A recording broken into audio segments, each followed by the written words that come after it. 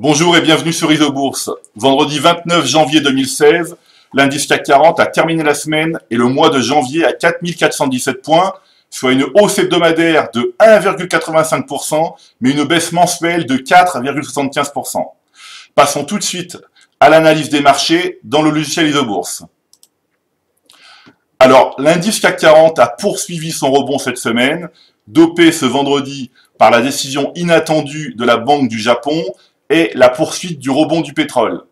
À très court terme, la tendance est repassée positive le 26 janvier, date du croisement haussier des courbes de pression Isobourse 5 et 20 jours.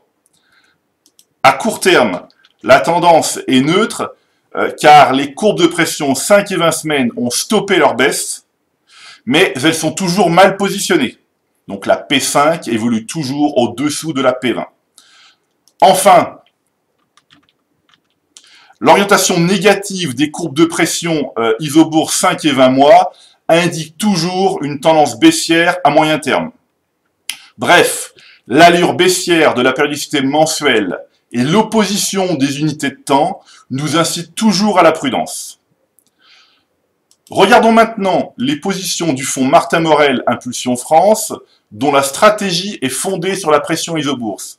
Alors en janvier, le fonds Martin Morel Impulsion France n'a effacé que quelques points des 21% gagnés en 2015.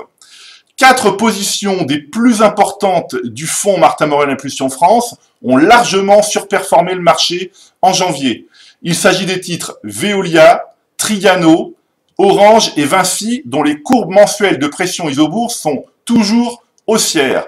Alors, Vinci, vous voyez donc ici, la courbe de pression P5 évolue toujours au-dessus de la courbe de pression P20.